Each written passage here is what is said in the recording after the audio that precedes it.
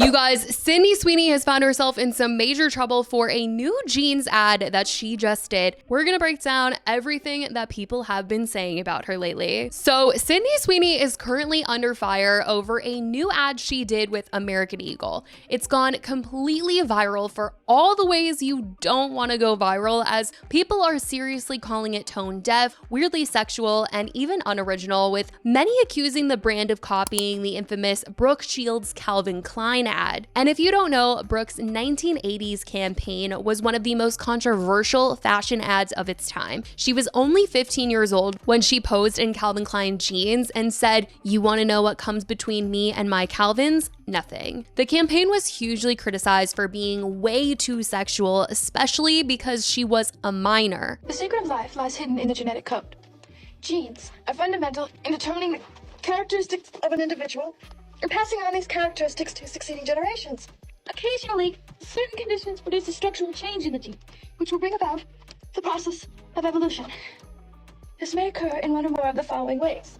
Firstly, by selective mating, in which a single gene type proves superior in transmitting its genes to future generations. Secondly, by gene drift, in which certain genes may fade away while other genes persist. And finally, by natural selection, which filters out those genes better equipped than others to endure in the environment. This may result in the origin of an entirely new species, which brings us to Calvins and the survival of the fittest. And Brooke has even spoken out about the ad. In 2021, she did an interview with Vogue where she said, "Shields recalls the project being a long, labor-intensive shoot. Nobody was allowed on set," Shields says, because it was Avedon's first foray into the commercial world. "I think he was pretty nervous, stakes were pretty high, and I think there was a lot of pressure. We did multiple takes of everything, also a challenge. All of the flexible poses Shields had to do in her Calvin jeans, including moves where she balances herself on all fours, among others. The choreography was specific and intentional," she says, "every bit of it." After the ad came out, Shields says she was not prepared for the extreme backlash that would ensue. The press instantly pounced on the campaign, dubbing her line, "You want to know what comes in between me and my Calvins? Nothing," as a sexual innuendo. "I was away when they came out, and then I started hearing the commercials were being banned." Shields says, "The paparazzi would scream at me and my mother, 'How could you?' It just struck me so ridiculous." The model says she never thought of the campaign or the lines as a double entendre. "I didn't think it was about underwear or sexual in nature. I was naive," Shields says. "I think the assumption was that I was much more savvy than I ever really was. I was a virgin, and I was a virgin forever after that." Despite the outcry, however, Shields still remains proud of the campaign, which went on to become a huge success. The controversy backfired, the campaign was extremely successful, and then the underwear overtook the jeans. Shields says, "Calvin Klein understood how to push the envelope. It set the tone for decades." But now, over 40 years later, Sydney Sweeney's American Eagle ad is being compared to that exact moment, and people are saying this feels like an intentional callback that is not landing. It looks almost identical to me, it's just a little shorter, but it has people wondering how so many people could have signed off on it, given that when this ad went live back with Brooke, it didn't land either. And let me just try to play the ad for you guys without getting copyrighted, just so you can hear what's being said. "Genes are passed down from parents to offspring, often determining traits like hair color, personality, and even eye color. My genes are blue." Sydney Sweeney has her genes.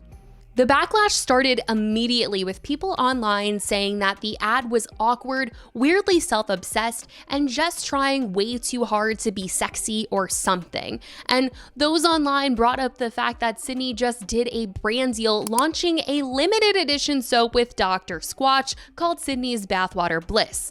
Yes, actually made using her real bathwater apparently. Only 5,000 bars were released, priced around $8 to $12, and each came with a certified certificate confirming the unique ingredient, her bathwater. While some fans found it playful and funny, others were disturbed, calling it gross and accusing her of pandering to the male gaze. The backlash quickly turned into a broader debate about self-objection versus empowerment. And despite the controversy, the soap sold out, I will say. It went absolutely viral and was quickly followed by a more wholesome Baskin-Robbins collab. Like, she has been getting the bag lately, okay? But now with this bag, she is in the headlines once again because people feel like she's one once again sexualizing herself for an ad. But that isn't the only thing that is being said, as people felt there was another aspect of this entire advertisement that was spreading a really harmful message, saying this ad was promoting eugenics and white supremacy. Specifically, when she says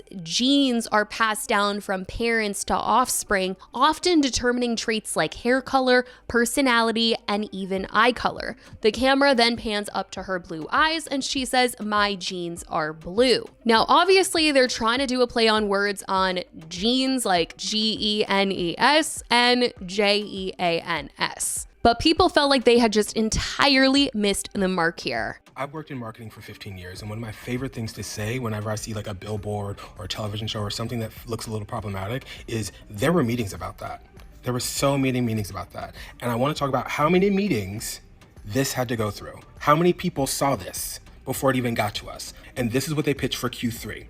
Right, because this dropped like right around the beginning of July. This is a Q3, like this is supposed to last all through back to school, right? So that meeting's like 10, 12 people. I'm being very conservative. That's about 10, 12 people, right? Second meeting we have, the chief marketing officer and probably the director of marketing have a meeting with the rest of the C-suite. That meeting has another 6 people, 8 people, their assistants. So like conservatively, like 16 people in this meeting, right? So from that meeting, they send everything over to Sydney Sweeney's team. Agents, managers, Sydney herself, whoever's in the room, whoever's on her team, her lawyers, everyone. They probably pitch her 3 different ideas for like what they want to do. And they're like, love it, Sydney's in, let's go. That's another 6 people who heard Sydney Sweeney has great genes. Now we have to talk about creative team. We have to talk about the copywriter who's going to write the script for this because she has to say words. So someone wrote that script, right? We got the copywriter, we got the videographer, we got the director, we got all the people, all the crew that's on set who are hearing her say these words because people are on set hearing her say this. The hairstylist, the makeup artist, all those people get a brief. And they're like, yo, the campaign is called Sydney Sweeney Has Great Genes. It's about this. Make her hair look like this. Do something to her eyes so that they really pop. This is a lot of people to approve this ad. For the amount of people online who are clear as day, like, this is eugenics. Oh my God, how could they do this? There are so many people who have an uproar about this. This went through so many people. I will be the friend that's too woke because those Sydney Sweeney American Eagle ads are weird.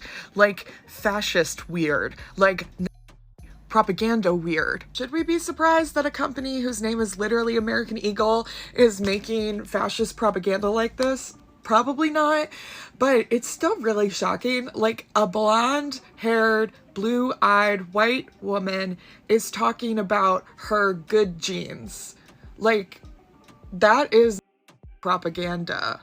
As someone who works in marketing, that campaign with American Eagle and Sydney Sweeney was definitely a choice. A deliberate one, and needs to be taken as seriously as we are trying to have the conversation on here that it is. Not only did they pull inspo from a campaign that literally sexualized children, and if you don't know what I'm talking about, please look up the Brooke Shields and Calvin Klein campaign back in like the 80s, 90s. But the specific wording of the script, the copy, like everything, like it was a very deliberate choice. Like what you need to understand is that marketing goes through many, many, many rounds of approvals through different departments and different heads of management. So it was very specific and very deliberate. So the messaging that you're getting is the messaging they want to push. And the worst part about all of this is that American Eagle has always appealed to younger generations of women, teen girls, and this is the type of value of beauty that they're trying to push. So yeah, it is that serious. People have commented under the commentary and said, why is she speaking so seductively? So the whole ad is basically saying pure white skin and blue eyes and blonde hair is the best and only best genes,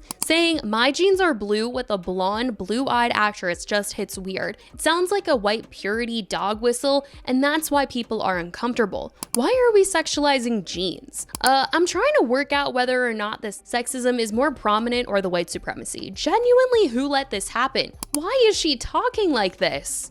You guys, I'm sitting here editing this. Doja Cat has now posted a video like making fun of Sydney Sweeney for doing this.